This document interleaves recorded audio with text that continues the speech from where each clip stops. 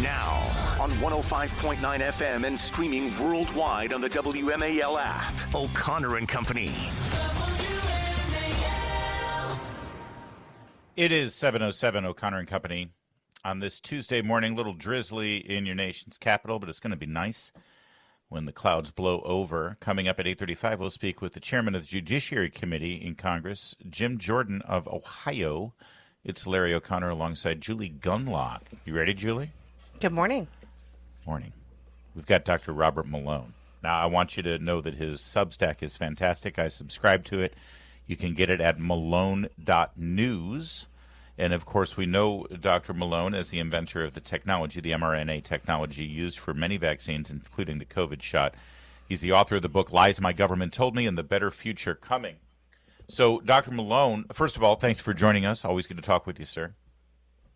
My pleasure, Larry, and thank you for what you guys do day after day. That's kind of you.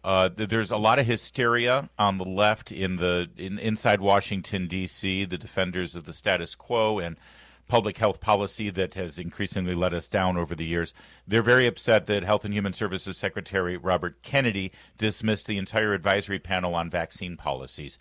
Are they correct in being concerned about this, or did Secretary Kennedy do the right thing? Well, time will tell on that. The thesis is that's being promoted by the likes of CNN and virtually all of the establishment folks associated with the various specialty boards, pediatricians, etc., is that this is an unwarranted intrusion, that this is highly disruptive. The underlying logic of what they're saying is that this will cause yet more public concern about vaccine safety. And anything, the core idea here is that anything that causes vaccine hesitancy, whether warranted or unwarranted, has to be prevented, because the belief system is that vaccines are universally safe and effective.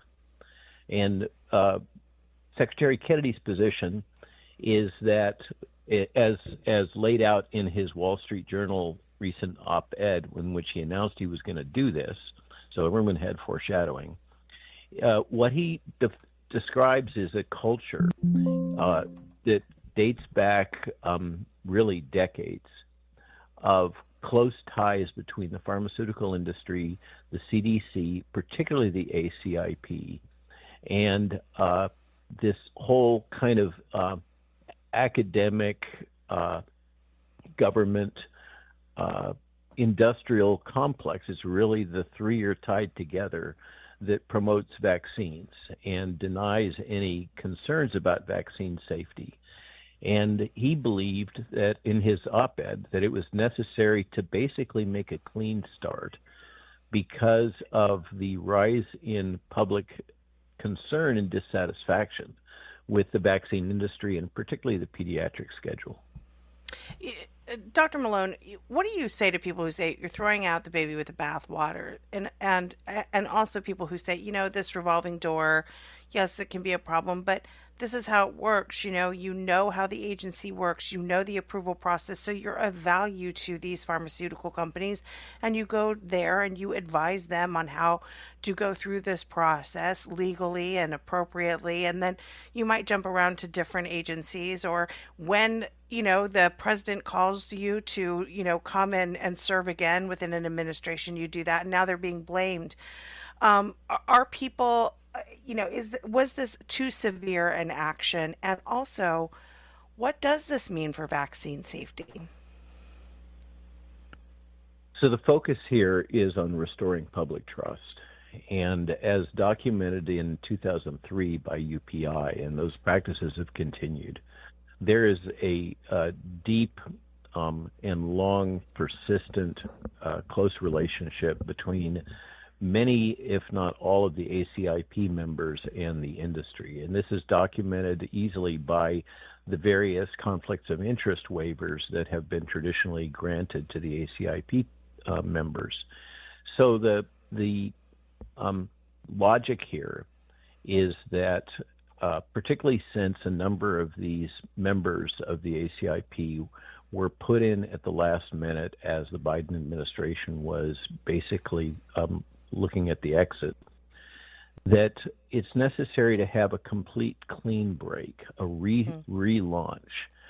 One of the core issues here is that the CDC has its own intrinsic conflict of interest.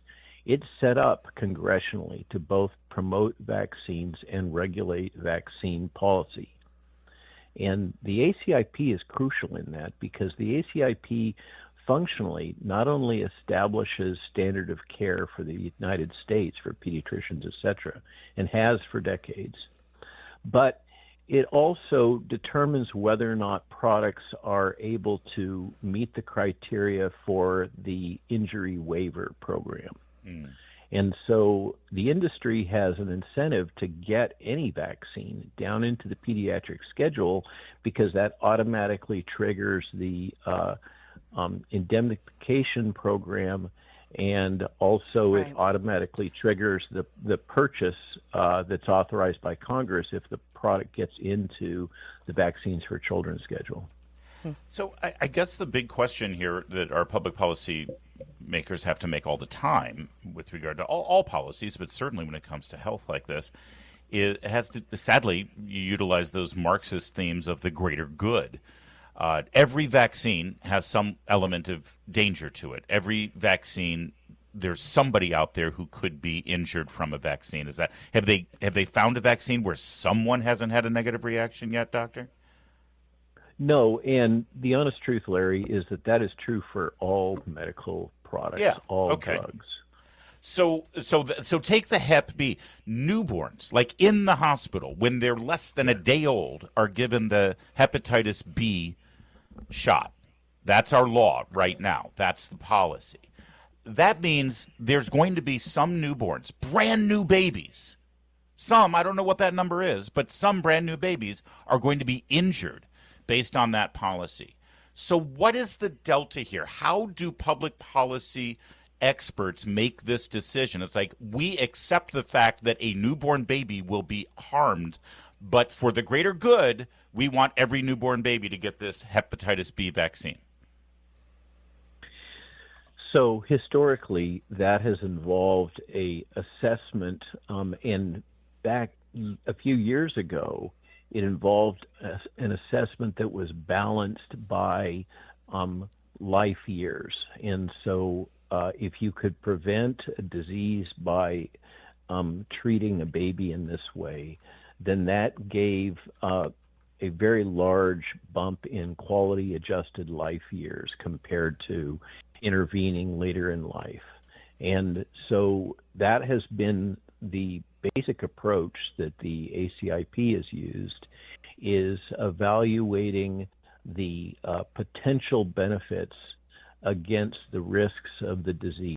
So risk-benefit analysis, like we all called for in the case of COVID. Right. But in the case of, you've picked out the kind of the worst example almost of all of the policies that have been implemented by ACI or advocated by ACIP, which is this Hep B vaccine to prevent a disease that is mostly transmitted by drug abusers with dirty needles. And children and newborns are not subjected to that. Basically, the logic here was that, well, we can't get teenagers to take a 3-dose series, and so we're going to get them when we've got them as young, newborns in order to do this. And the data supporting that in terms of risk-benefit analysis is really not very strong. Matter of fact, there's a case to be made that the risk-benefit isn't there, that it's upside down, just like there's a case to be made that the risk-benefit for the COVID products is upside down for many cohorts. And that's the problem, is that the Advisory Committee on Immunization Practices, remember, this is a little bit of a tempest in a teapot. This is an advisory committee, largely academics that have deep ties to the vaccine industry, whether they are waived or not. They're part of that whole complex. and they advise the director of the CDC, and the director of the CDC makes a determination whether or not to accept their advice. So they're really just another federal advisory panel.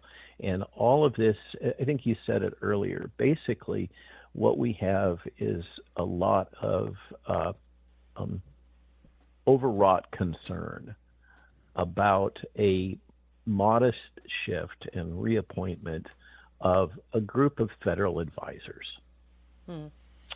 We have to leave it there, Dr. Malone. It's always an edifying conversation with you, and we appreciate you bringing your expertise to the table because Julie and I are really good at, Meghan Markle scandals and talking about the latest Real Housewives. Well, thanks for having me on. So yeah, I appreciate it. It's like he's a doctor. He knows this stuff. We don't.